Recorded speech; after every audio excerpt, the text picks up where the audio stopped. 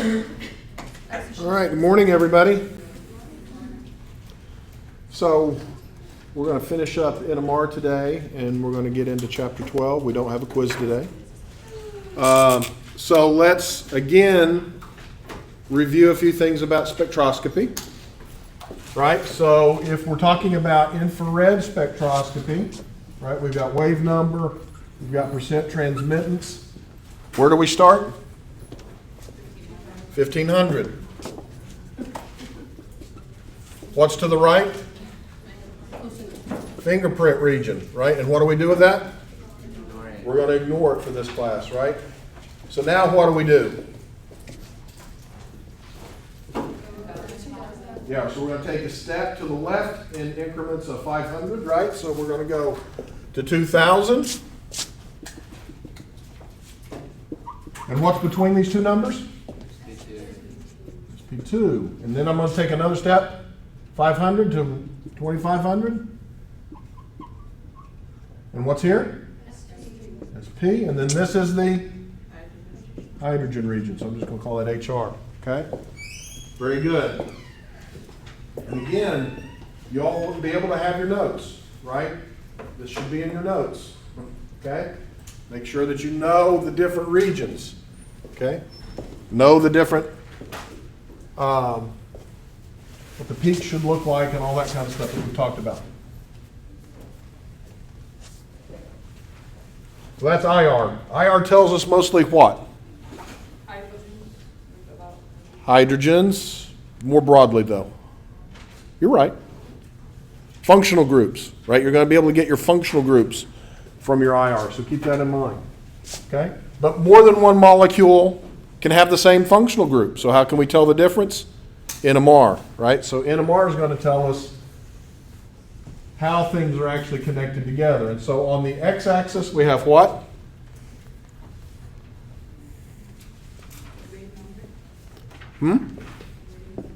Not wave number. We don't call it wave number here. Similar to wave number. It is frequency, but we call it what? Chemical shift. Okay, so the chemical shift is on the x-axis, okay, and it is represented as delta. And on the y-axis, we have intensity. Okay, so that's what we have on these. So the peak can be very intense, it can be small, so on and so forth. Where do we start? Where did I tell you all to start to draw a line? Approximately. Around 5, right? So you're going to draw a line around 5. You've got 0, and you've got out here to 10 to 12, somewhere in that region. If you see something at 0, what do we do? Ignore it. What is it?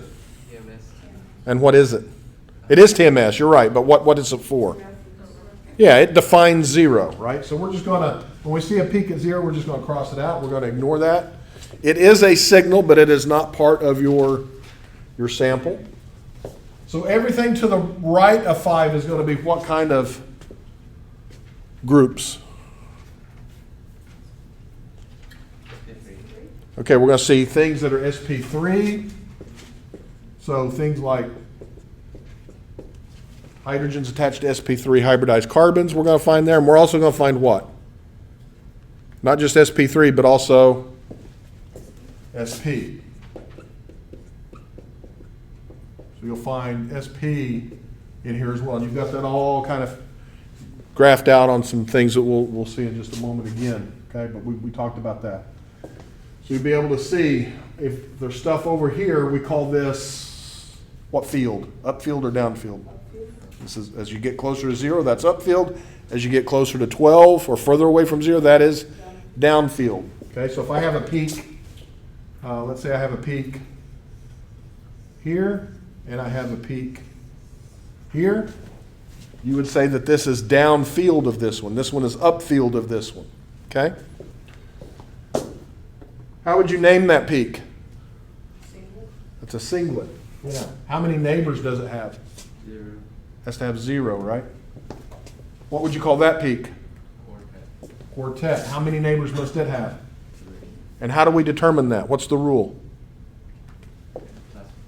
N plus 1 equal the splits, or the split, right? So that split into 4, it must have 3 neighbors, because 3 plus 1 gives me the split of 4, right?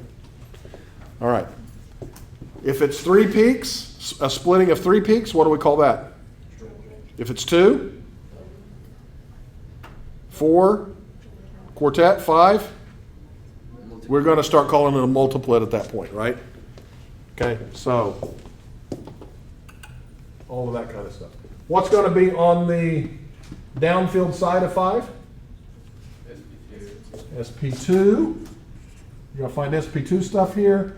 And you're also going to find things like carboxylic acids and aldehydes really close to 10 to 12. Okay, so you're going to find that kind of stuff there. All right. Y'all are recalling this stuff pretty good. That's good. That's good. So this is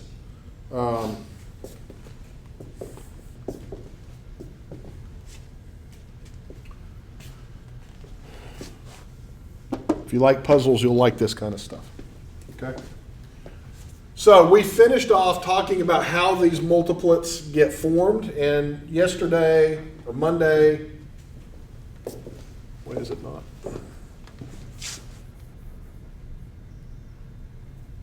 Why is it not? There we go. We talked about how we get a doublet. Okay, and we talked about the fact that it's the neighboring protons that give rise to that. That's the N plus 1 rule, right? But the N plus 1 rule is based in this kind of model, right? So we've got the magnetic field of the magnet that we put the sample in, but we've also got the magnetic field of the tiny little hydrogens. They're little magnets too. And those little magnets can either be aligned or opposed, right? And so since it's 1-to-1 odds that you can do that, that's how the signal is split into a doublet. A triplet is a little more complicated, right? So a triplet has 2 neighbors, A and B, right? And so those 2 neighbors can either be with the field, they can be against the field, or they can be one with and one against, or vice versa for the 2 of them. And that's why you see the 1 to 2 to 1 ratio of the triplet. It's all about probability of how that proton what its magnetic field looks like, okay? And Mother Nature really does come down to probability, okay? It's how it works on the quantum level. That's why this works the way that it does. Am I going to ask you to reproduce this kind of stuff on the exam? Absolutely not. I just want you to understand that it's not magic, okay? It's coming from good, solid physics type understanding of how the world works, okay? So, let's do some things that you might find yourself doing on the exam. Okay? You might find yourself given a molecule and asked a question like, how many sets of signals will you find for that molecule in the spectrum? Well,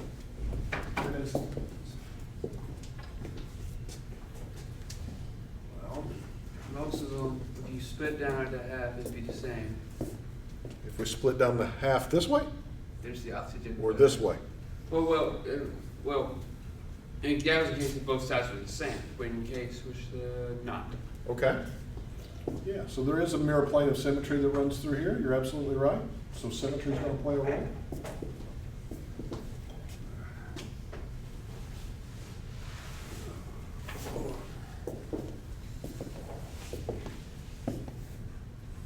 And again, remember, we're only looking at the hydrogens. This is a proton spectrum. So H in the more.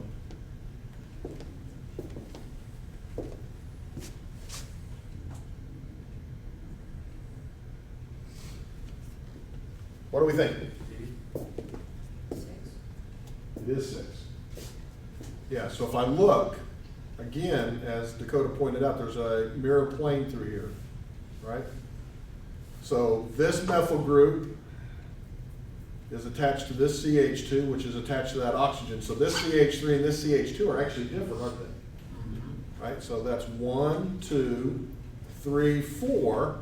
But since there's mirror symmetry through here, this and this are identical. So that's 5. And then this is different. which is 6. So there's no hydrogens, of course, here, right? So that's how we give rise to 6 signals for this particular NMR spectrum. I picked that trade up when I looked over at the home. I was like, when I reviewed my whole class, I was like, Well, good. Good. You might be given a problem that looks something like this. Okay? A spectrum. Roughly, you can kind of point out what the splittings are, and I give you a choice, set of choices. Right? There's the different regions if you needed to use the different regions of the NMR spectrum. Right? Which structure is consistent with the following proton NMR spectrum?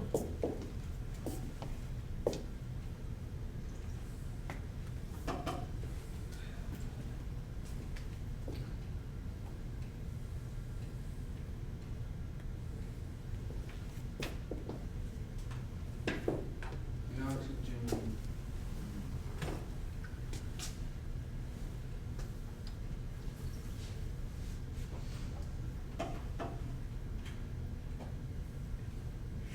Is it C?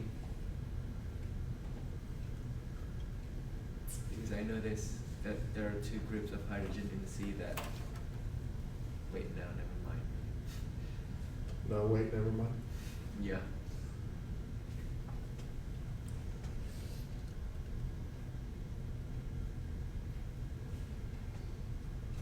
So I'm assuming there's only one singlet in the NMR spectrum, Mhm. which means only. So what can I eliminate?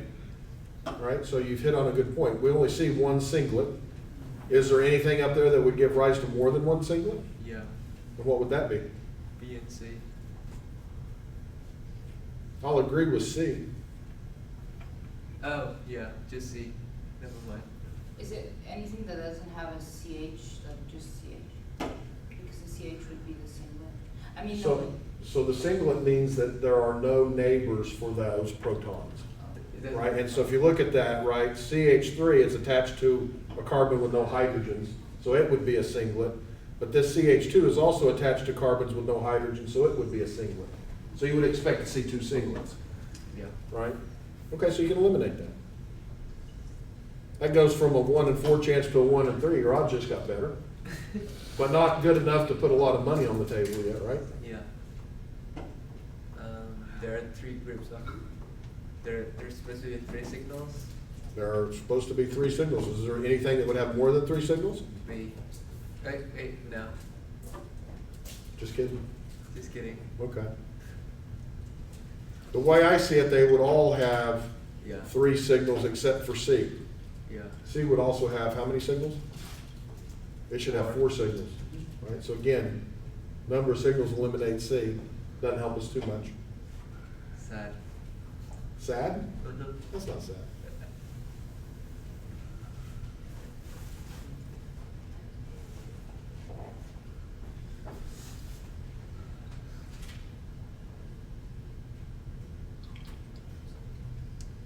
First thing that I would do, if I were taking this exam, I would look at the molecules that I have left, and I would ask myself what their splitting would be. That's the easiest thing to start with, right? That would be a singlet. What would that be? Quartet. Trip, yeah. Yeah, so they've got 3 neighbors, so that would be a quartet, and that would be a Triplet. triplet. I've got a quartet, a singlet, and a triplet, so that could be the molecule. Yeah. What about for B? First of all, I've got a mirror plane of symmetry, right? Yeah. So I'm gonna have 1, 2, 3 signals. Yeah. 1, 2, 3 signals, right? This and this are gonna be identical, this and this are gonna be identical. Right, so what's this one gonna be? Singlet. So it's gonna be a singlet. What's this one gonna be? Quartet. Quartet, and this one's gonna be a Triplet. triplet. Mm. What about this one? Same thing. Singlet, Quartet. Triplet. triplet. So how are we gonna solve this problem? Wait, Well- why is D the first one a singlet? Why is D the first one, this one a singlet? Yeah. Because it's attached to a carbon that has no hydrogens. Oh, with, okay, no. This carbon has no neighboring hydrogens to split that. I Yeah. I don't think it's A, because in A, the singlet signal should be connected to oxygen, which is very electronegative. Which would mean that this order would be different, right? Yeah, should We need be. the one with three neighbors to be attached to the most electronegative. Ah, okay, so what would that be? Uh, You hit right on yeah, it. we need to like, I It's gonna forgot be what B. we assigned them, but we have B. to write it down. You have to write it down, yeah. Right, so you're absolutely right. When you look at this, you notice that the quartet is the furthest downfield, which means that whatever's giving rise to that quartet has to be attached to something electronegative. Yeah. That's this right here. This CH2 has three neighbors, so it's a quartet, but it's also attached to the oxygen, which pulls it further downfield. Okay. Right, and if you look at this, right, that's gonna be a singlet, but it's attached to carbons, it's not directly attached to an oxygen. So, yeah, it's gonna be further downfield than this triplet, but it's not gonna be as far down as that, okay? So, you're gonna be using a lot of process of elimination on this exam. You are not, and I do not expect you to be able to look at a spectrum and draw the molecule at this point.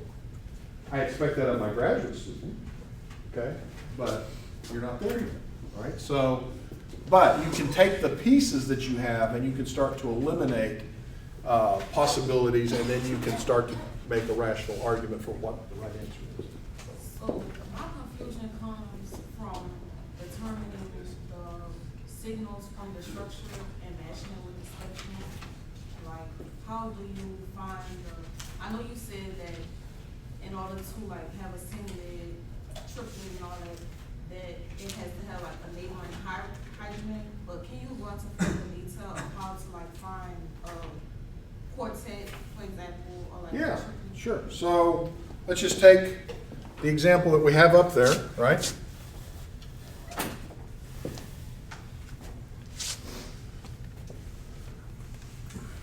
Man, let's just erase all this. That's good.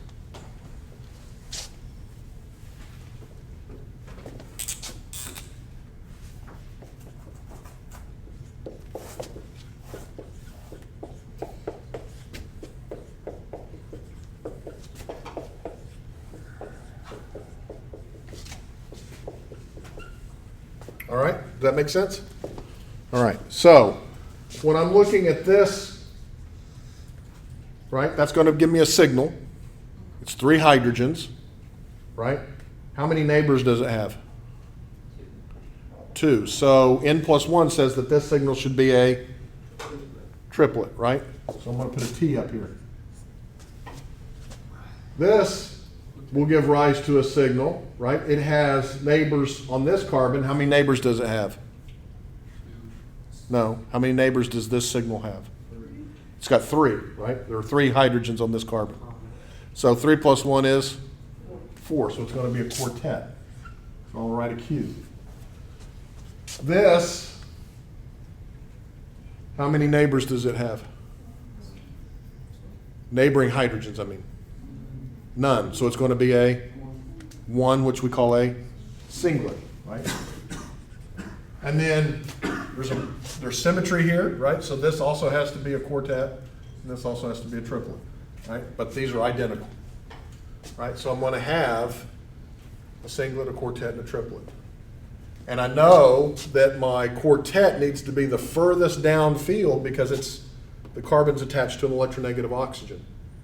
Remember, as we attach things like oxygen or nitrogen, that pulls it down. See how that's in that region? That's just a little bit after 4.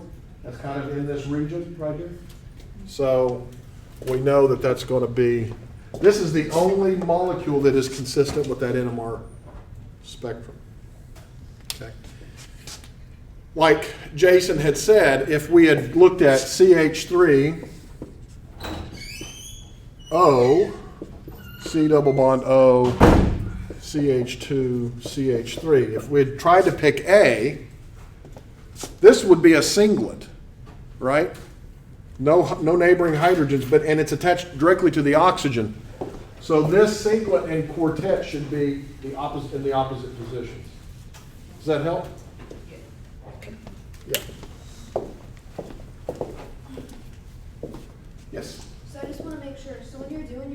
later stuff, you're looking at the hydrogens that are attached? You're looking at the hydrogen that are attached. And when we're dealing with proton NMR or HNMR, all we're talking about is the hydrogen atoms. Yep. All right.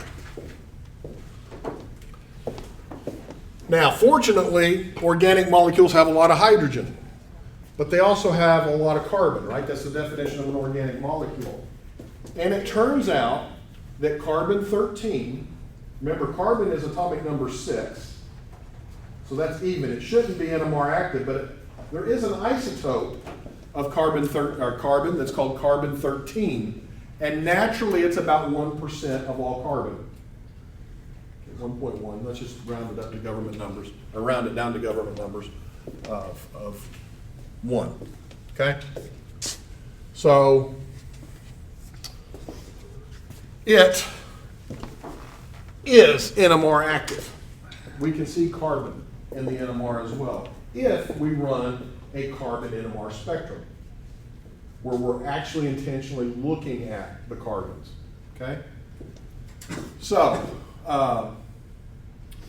carbon-12 you can't see because it's an even atomic number, even mass number, and so we're only dealing with this 1% of the sample.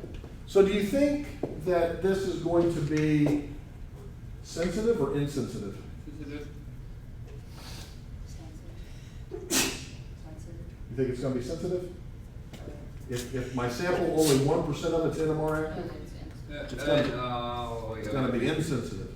I can go upstairs right now and run a proton NMR in about 2 minutes. To run the same NMR for carbon of the same sample, it may take an hour or 2. Okay, because there's just not a lot of carbon-13 in the sample. So it's weak, you have to run the experiment longer to see it. Okay? So it turns out that carbon-13 takes a little bit longer to run, as we say, than does a proton. However, carbon-13 is actually easier for you all to interpret. Okay? It will be a lot easier for you all to interpret. It actually has a scale that goes from 0 to 200 as opposed to 0 to 12. Okay? Yeah, it's okay. Okay. Here's the rough ranges. Again, at 0 is going to be TMS. Okay? These are the rough ranges that you see. Where would you start and draw a line? Well, since the other one was 2,000, I'll go to 20. Not 2,000. What are you talking about? The other one. The one you. The proton? Yeah. The proton NMR was started at 5. Then that's 12. No, you're thinking about IR. Don't confuse this. Looking at that, where would you draw the line? 70, 60. Okay. Not a bad guess. Anybody want to guess anything different? 100. 100. Yeah. 100's a pretty good place to draw a line. If you look to the right, upfield, if you will, right, you see that it's going to be things that are sp3 hybridized or sp hybridized, just like in the proton, right? Everything to the left is what kind of hybridization? sp2. So we're going to find carbon-carbon double bonds, carbon-oxygen double bonds, all of this kind of stuff you're going to find in these rough regions, okay?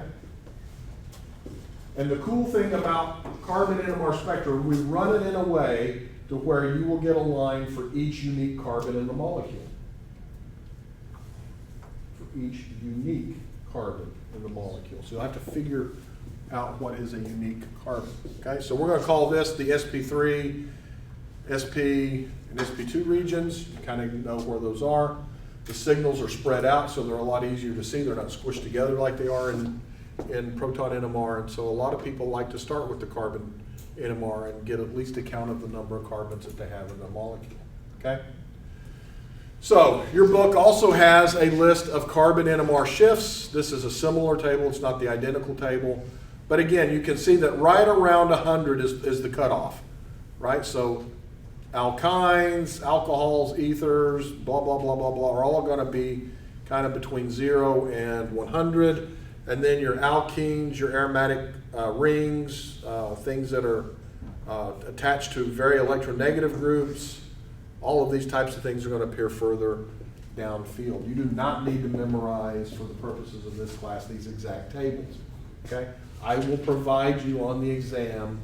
I'll just give it to you. I'm going to give you these tables on the exam. How about that? So if you need them, you got them. You don't have to memorize them. Okay? For all the, spec, like the HNMR or and carbon? I'll give you the carbon and proton spectrum. I won't give you anything for the IR, but more for the carbon and proton. Yeah, I'll give you that. Okay. Now here's an example of an NMR spectrum. So this is a carbon NMR. Okay. Sometimes they will write above these spectra S, D, D, T, Q, or whatever up here. What do these mean? Singlet, doublet. Singlet, doublet, and triplet, and quartet. What is that telling me? It's actually, you're close. It's actually telling me the number of hydrogens that are attached to that carbon. So if it's a quartet, how many hydrogens are attached to the carbon? 3. It's still on this one. It's still the N+1 rule. That's right. Okay, so keep that in mind. But notice they all appear as what? Single lines. Yeah, they still appear as single lines. We run it in what's called the proton decoupled mode, so that all you see is single lines for the carbons. Okay? So, where are you going to start? 100. You're going to start at 100. And you'll notice that you've got 2 signals in the SP3 region, and you've got 1, 2, 3, 4 signals in the SP2 region. Which of those structures is consistent with this NMR spectrum? So how many do I have? 6. I've got 6. Can I eliminate anything based on that? C. Why? Because a lot of them are identical carbons, so. I've got 1, 2, 3, 4, 5, 6 signals. Oh, There's a mirror plane, right? yeah. It runs right through there if you build the model. So I've got 6 signals. 1, 2, 3, 4, 5, 6. So you would put both the coppers and hydrates? No, we're just talking about the carbons right now. I guess we can take off B, Why can we take off B? because it's more than 6. 1, 2, 3, 4, 5, 6, 7. Okay, so we can get rid of B. Can we get rid of any others? D And why can we get rid of D? is also 7. 1, 2, 3, 4, 5, 6, 7. Okay, so you're going to eliminate B. You're going to eliminate D just because you can count to 6, right? Yeah. And you counted greater than 6 for those. Now you're talking about a 50-50 chance. Now you're starting to put money on the table. Yeah, Cole. I'm showing that you're getting 7, carbon. For which one? Both of them? B and D, how are you getting 7? Where are you doing that? So,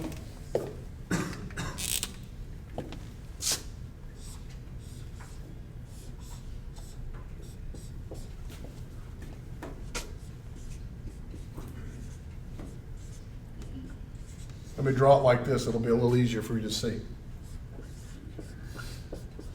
This isn't the right bond angles, but it helps. And so what you'll see is there's actually a mirror plane through here, right? So this is a signal. 1, 2, 3, 4, 5, 6, 7. That's how we get to 7. And it's exactly the same way with D as well. Okay. So building models, drawing things out correctly can help you here. So what's the right answer? It is A.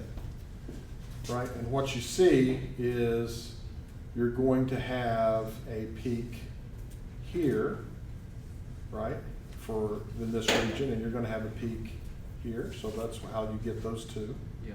And then you have this one, and you have this one, and then you have these 2, which are a little further down. Okay, so this is kind of where you'll find aromatic carbons as well. And of course, this one's gonna be a little further down field, right? Because this carbon's attached to an oxygen. Okay. I could also give you both spectra.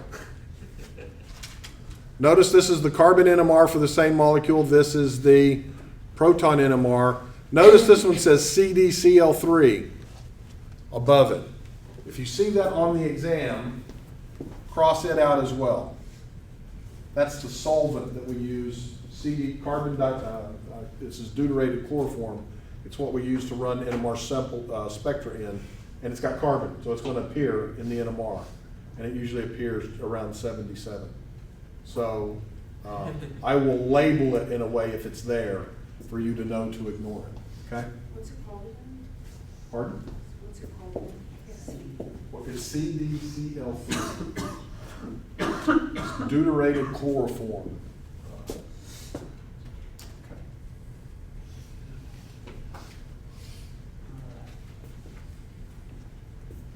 Why don't y'all break up into groups? Take 5 minutes.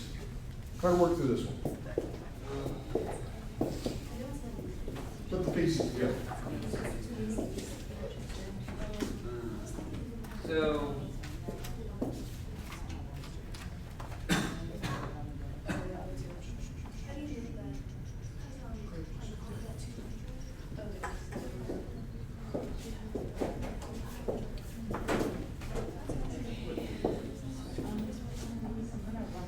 What's that 3H, 2H, 3H, 2H stuff above the peaks? Is that just saying The integral.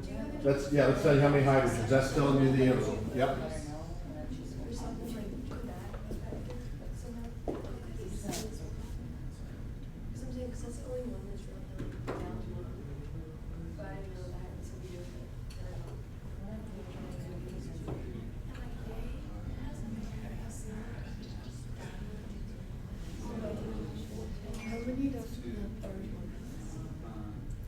so HMIR deals with the hydrogen, correct? Carbon NMR gives a carbon.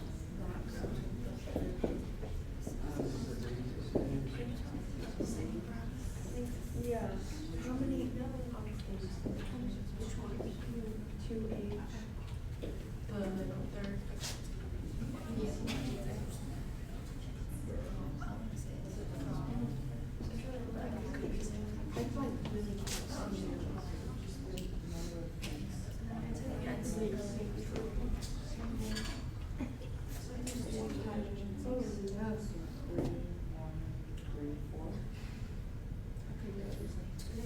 And then the one next to that is the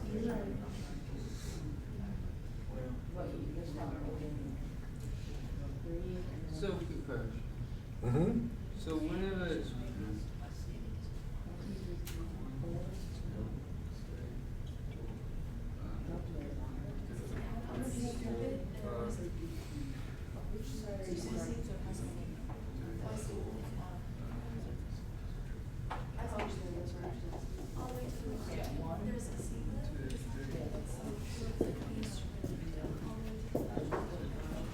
Dr. Messerschmidt, will this carbon produce one signal or two signals? Because it's connected in double bond with oxygen, but also in single bond with oxygen. Where's a double bond with another oxygen? No, it would just be one carbon center. You mean the CH?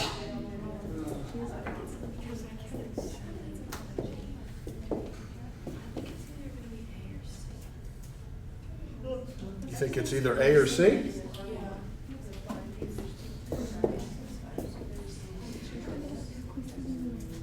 Unless that's the one there. How many people think it's A?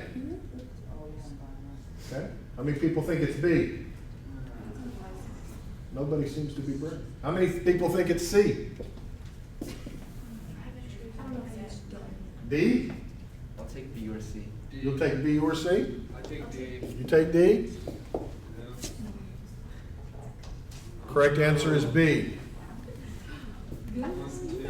Correct answer is B.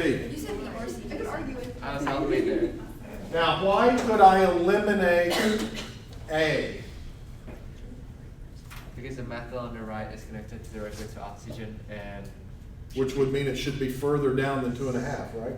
and all we see is something about 2.5. There's really nothing here attached to an electronegative atom, right? If you look at your shift tables. How can we eliminate C? No idea. Again, if we look at this CH2, right, it would be a triplet. We have a CH2 that's a triplet, but again, it's attached to an oxygen. It should be further down, Okay. right? So we can eliminate that. And why can we eliminate D? D does have too many carbons, but you really couldn't have recognize that in the carbon NMR spectrum. And why is that? You're right, if I count them, right, it's 1, 2, 3, 4, 5, 6. Or wait, 1, 2, 3, 4, 5, 6. 1, 2, 3, 4, 5. But why couldn't I really make that decision? It's because these two methyl groups are actually identical. There's a mirror plane that runs through them all. Right? And so again, that's where building a model would help. Now you would have eliminated it incorrectly and still been right. That's the thing about multiple choice exams. So how does this make sense? This makes sense because I got a singlet that has 3 hydrogens and it's attached to a carbonyl, and that's going to mean it's a little further down in this region. Okay? So that's good. I've got a C double bond O, and I see that here in the carbon spectrum. Very strong. Yeah, very well. Yeah, quite downfield. I've got this, which will be a triplet because it's got 2 neighbors, right? And it's going to be here. I've got this CH2, which has how many neighbors? It's got 5, so it's going to give rise to 6 peaks, right? And it's kind of hard to see, but 1, 2, 3, 4, 5, 6. And then this CH3 going to be the furthest upfield. It's got 2 neighbors. We can also eliminate D based on the fact that the carbon NMR spectrum have like the one on the very left where that should be an sp2 hybridized carbon. Yes. Whereas D doesn't have an sp2. Yep, that's right. D doesn't have anything sp2 hybridized. You could have eliminated it based on that. Very good. Yep, absolutely.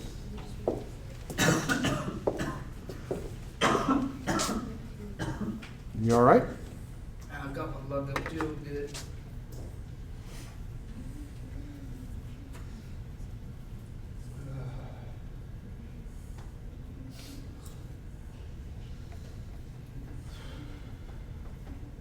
So, there will be a quiz over chapter 11 on Monday, so keep that in mind.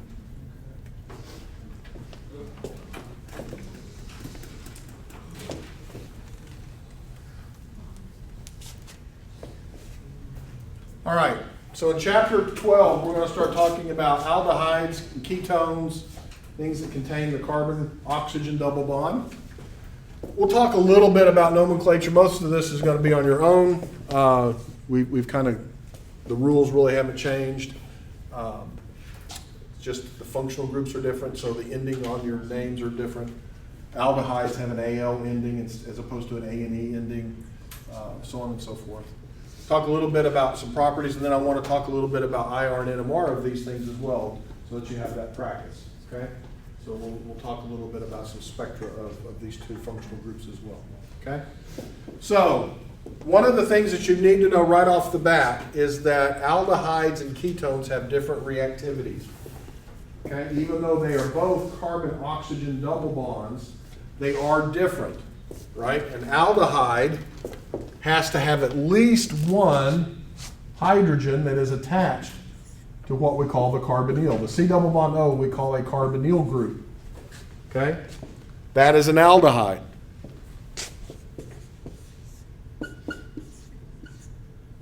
That is a ketone. Okay? Ketones are less reactive than aldehydes, and it has to do with the fact that the 2 carbon groups that are attached to a ketone cause steric hindrance. They get in the way of things. Okay? Whereas for the aldehyde, you only have 1 R group. The other one's this tiny little hydrogen. So aldehydes tend to be more reactive than ketones. This particular aldehyde, where you have two hydrogens, is a special aldehyde. Does anybody know what its name is? Acetaldehyde. This one right here. Nope, not acetaldehyde. CH2O.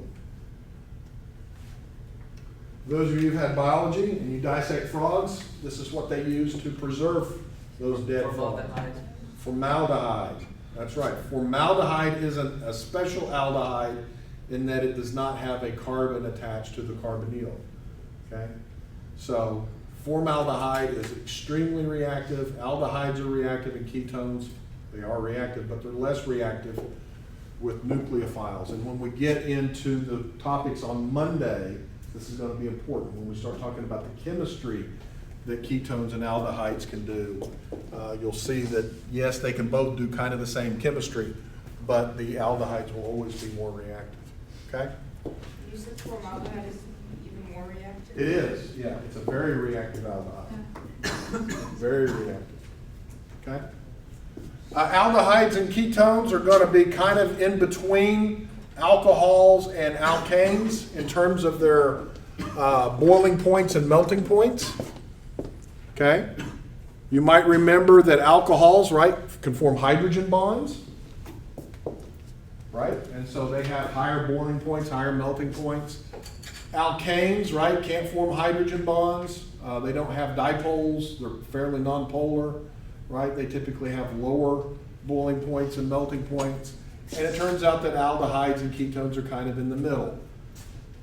They may or may not form hydrogen bonds depending on what medium they're in, but they do have dipoles because of the carbon-oxygen bond, right? The electronegativity difference causes dipoles. So they do have this dipole-dipole interaction that gives rise to this kind of intermediate physical property. So if you look at, all of these molecules have a molecular weight of around 72, 73, 74, but, how would we name this one? What's the name of this? Pentane. It has a boiling point of 36 degrees. What's the body temperature of a human in Celsius? It's 37. You can take a flask of pentane and hold it in your hand, and it will start to boil. Okay? Those little novelty things that you see at the carnivals and stuff that you hold and you boil something in your hand, that's what it is. Okay? It's colored pentane in a sealed thing, and you can make it boil by holding on to it. But notice you go from 36 degrees to 80 degrees, or excuse me, this one 76 degrees, much higher. Just call it double. And then of course the alcohols have even much higher. Solubility: aldehydes and ketones are going to be soluble in your normal organic solvents. It's just the normal like dissolves like, so I can dissolve aldehydes and ketones in things like dichloromethane, benzene, toluene, pentane, hexane, so on and so forth. They're also going to follow our solubility rules for water because they can accept hydrogen bonds because of the oxygen from water. If there are fewer than or equal to or fewer than 5 carbons per functional group, you're going to find that they are soluble in water. That's why when you drink alcohol and your liver metabolizes it to acetaldehyde, it's soluble in the blood. Okay, it's only got 2 carbons, but it has an aldehyde functional group, and so it should be soluble. It will, travel throughout the body, cause you to have headaches, all that kind of stuff. Okay, normal kind of things there.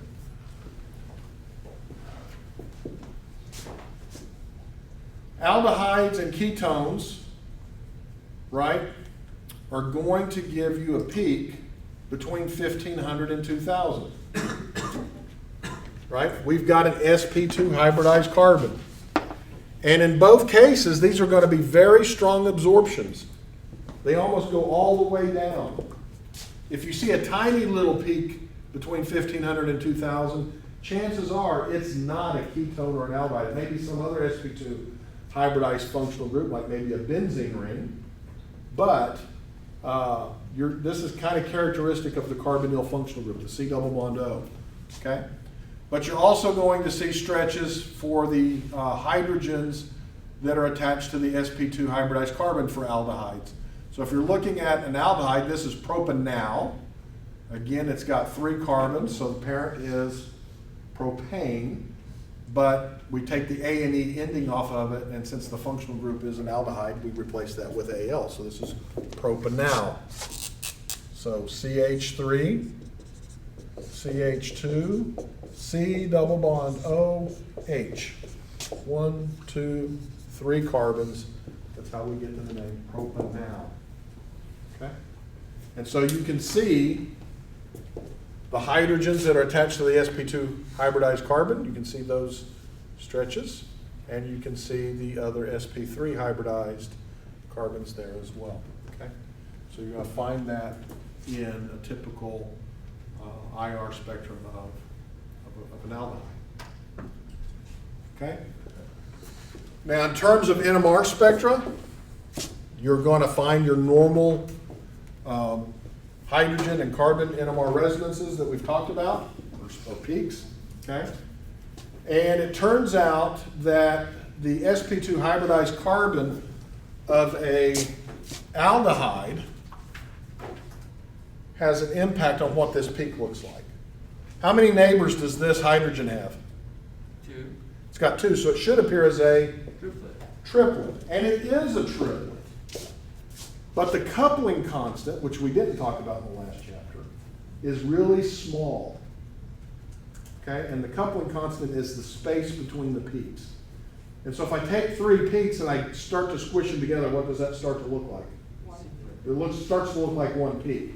And so if you're not careful and looking at blow up, sometimes you might not see the triplets or whatever. So I will give you the ability to see what you need to see, okay?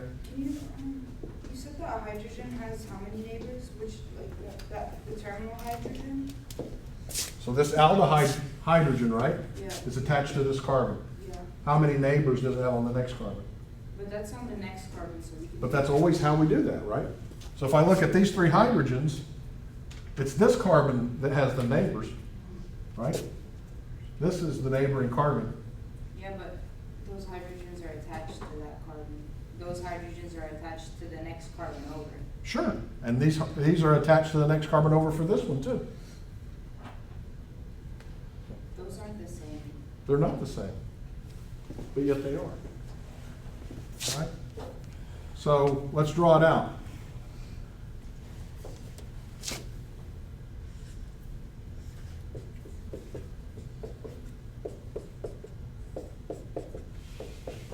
Will you agree that that's one? What did I do? Will you agree that we're gonna see 3 signals? 1, 2, and 3, right? So this signal is 3 hydrogens. How many neighboring hydrogens does it have? 2. So this should be a triplet. This carbon has, how many neighbors does it have? 3. It's got 3 And then you count that one. and then 1, so it should be a multiplet. We'll call it a multiplet, right? Yeah, you count it. It's a carbon attached to that. It's got hydrogens on it, right? And this one has, this is going to be a signal. And how many neighbors does it have? So it's going to be a triplet. So we would see a triplet. A little further down, we would see a multiplet. And then even further down, right, this would be around 9, we would see a triplet that would be so close together that it might look like a single. You're not gonna give us you're gonna give us clear blowouts, right? Yeah, sure. Yeah, you gotta be able to see it. Some of them were really hard to see. Gotta be able to see it. Okay? All right, so here's some examples. So here's the propanal, the one we just did, right? And so what you see is the triplet for HA. You see what looks like kind of a quartet for HB because of the 3 here, but it's really not. It's got an additional peak. And notice that doesn't look like a typical quartet. Yeah. It's just that this coupling constant is so small, you can't really see it very easily, okay? And that's why HC also looks like a singlet. So if you looked at it at this distance, it would be hard to tell. I would need to give you a blow up so that you could see that that's really a triplet. Okay?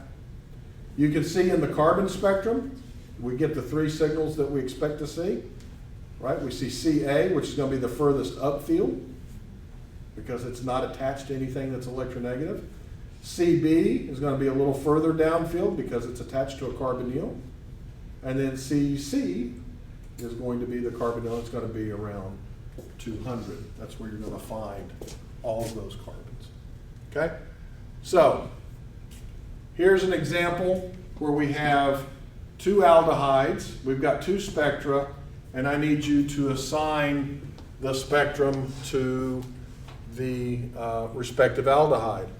And what you'll see is we see down here, we see 2 peaks. This one is a triplet. This one looks to me to be a doublet. Okay, so which one would they belong to? Well, the doublet will be the lower one. Yes. This one, right, would be this one. And this one, given a triplet, would be that one. And you can also see all of the other peaks that you see in there and the numbers showing the number of hydrogens that give rise to those peaks. There are some interesting aldehydes and ketones that you all are already familiar with. And if you like to cook, if you like to eat, like things that have flavors or odors. If you like the lemony odor of various things, right, that usually comes from this molecule called citral. How do I know it's an aldehyde by its name? It has an AL ending. Okay, this is not a systematic name. This is a common name. This comes from lemongrass. Okay, but you'll notice it's got a carbon-oxygen double bond that's attached to a hydrogen. So this is an aldehyde. What other functional groups does it have? Alkenes. It's got alkenes. It's got an alkene here and an alkene there. This is what gives rise to that lemony odor of lemongrass. This is cinnamaldehyde. This is the odor of cinnamon. Right, so if you like cinnamon flavored things, it will contain cinnamaldehyde. Again, it's got an aldehyde functional group. What other functional groups does it have?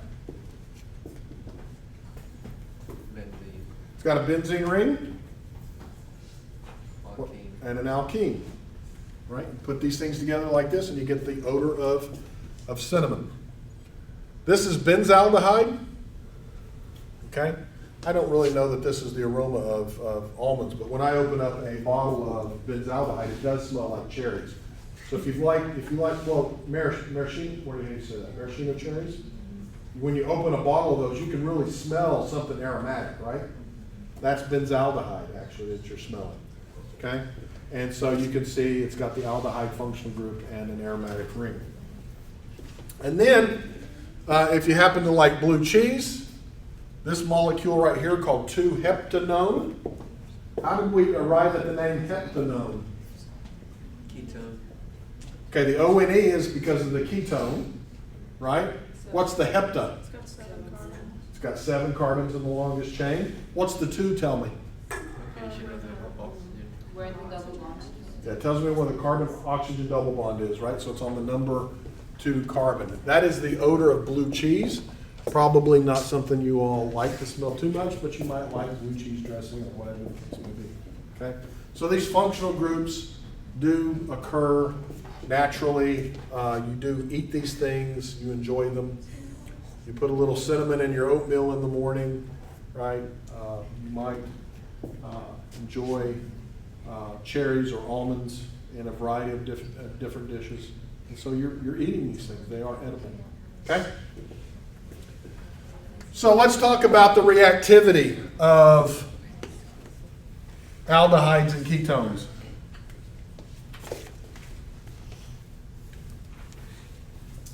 Okay, and it turns out that aldehydes and ketones like to undergo addition chemistry. They like to be attacked by nucleophiles.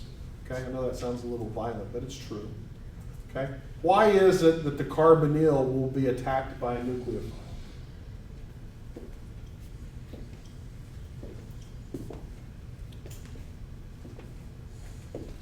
Why should something negatively charged attack the carbon of the carbonyl in a ketone or an aldehyde? Because the oxygen wants to pull the electron. All right, so the oxygen atom of the ketone, or the aldehyde in this case, is pulling electrons to itself. So what does that mean for that carbon? Partial positive. Yeah, it's got to be partially positively charged. And so it's got a dipole, doesn't it? Okay? But now wait a second. We learned that ethers also have a dipole. But nucleophiles don't attack ethers. So there's got to be something else, right? It's part of the answer. What's the other part of the answer? Double bond? What about it?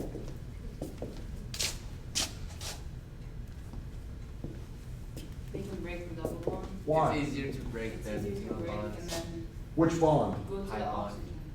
Like break and go to the That's oxygen. right. the So it's oxygen ones. pi bonds are weak, right? And so what can happen here when the nucleophile attacks, it can break the weak pi bond and put those electrons on oxygen. Okay? That doesn't happen here. We don't have a weak pi bond. Yeah. Even though ethers have a dipole, it's not the dipole that's taking into account the chemistry here, it's the weak pi bond. Very important to remember. That So weak- when ethers, the nucleophile does attack right there? It does not. It does not. No, this does not happen. For all practical purposes.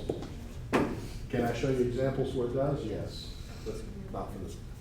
Okay? But it has to do with this weak pi bond. Okay? And so certain nucleophiles will attack, certain nucleophiles will not.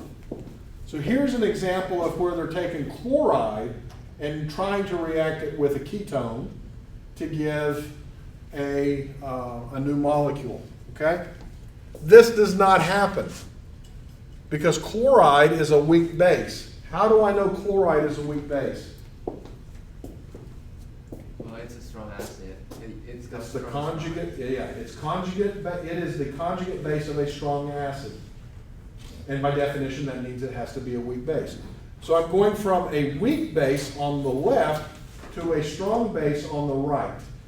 What did we talk about when we talked about equilibria? Is that favorable or unfavorable? It's unfavorable. Equilibria always favors the weaker acid or weaker base side of the reaction. Okay?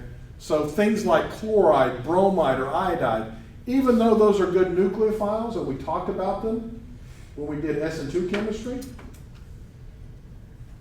they're not gonna do this kind of chemistry. You gotta have a better nucleophile than that. So in this chapter, we're gonna learn about what kinds of nucleophiles can react with the carbon-oxygen double bond, okay?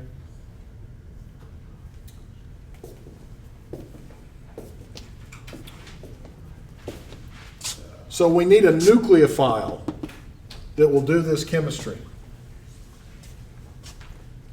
Right, so we need a nucleophile that will do this chemistry.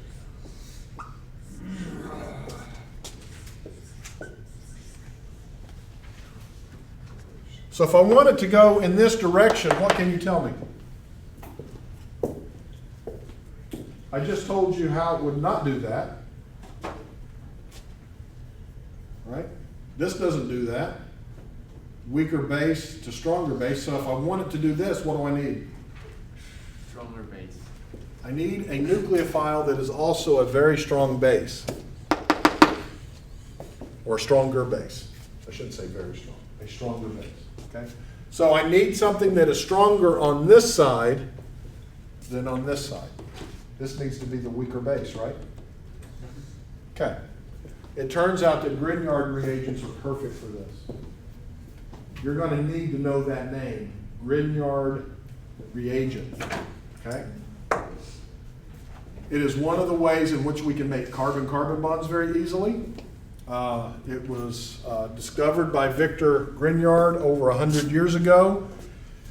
He won the Nobel Prize in 1912 for this, okay? Because this is a very, very important set of reagents. If you all take 255 or 256, you will be working with Grignard reagents, okay? These are great ways in which we can do this kind of chemistry. The interesting thing about a Grignard reagent,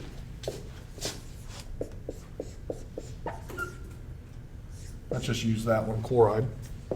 What's unique about that? How is that different from everything else we've been talking about? There's a metal. There's a metal, and there's a metal bound to what? Halide, chlorine, And and alkyl. carbon. Okay? Metals attached to carbon typically are very, very reactive. Okay? These are called organometallic reagents. Okay? In fact, I got my PhD in organometallic chemistry. Chemistry of how you deal with organic molecules that will bind to a metal and make a carbon-metal bond. If you think about metals, thinking back to your Gen Chem, do metals like to attract electrons to themselves, or do they like to give up electrons? Give up. They like to give up electrons, right? That's why metals conduct. That's why you get shocked when you put your finger into a socket, because a metal is giving its electrons to you, right? That's what happens. So if metals like to give up their electrons, what's that going to do to carbon? Get more slightly negative. Yeah. It's going to put some electrons on it. So you're going to have this type of situation, which is exactly the opposite of what we have here, right? So these are very, very useful. And anytime you see an organometallic reagent, well, let me rephrase that. Anytime you see a Grignard reagent, you can think of this as R minus plus MgCl, or whatever the halogen is, plus. And I put it in quotes because that ain't how it really sits in solution. It's actually very complicated. But they behave as if the carbon is negatively charged. So if my nucleophile here is a carbanion, a carbon that's negatively charged, is that going to be a stronger base or a weaker base than an oxygen that's negatively charged? Very, very strong. Yeah. Carbanions, Grignard reagents, organometallic reagents, typically have a pKa of above 30. They're very strong bases. Okay? One of the strongest bases that we use in my lab is an organometallic reagent, and it is so strong that when you put it in a syringe and you squirt it across the room, it will burst into flames because it will react with the moisture in the air. And it will create heat, and it generates an organic molecule, an alkane, butane, that bursts into flames. It makes a nice green flame. Okay, so these are dangerous to work with. The good news is that the Grignards are safe enough that you all can work with them. If you all took organic chemistry, we'd let you work with them. We wouldn't let you work with the others. Yeah. So about that specific one, how do you keep it from catching on fire when you're at the bottom? So they're, when you manufacture these, you manufacture them under argon, which has no air. And argon is a heavy gas. So there's no moisture in it, there's no oxygen. And you cap the bottle with what's called a sure seal. It's kind of like, if you've ever seen a vial that you draw, whatever for a shot, it looks like that. And then you use a needle to go into the bottle and draw out what you need to. You have to inject inert gas into it. It's kind of a complex. It's not really complicated, but it's involved. There's an involved process.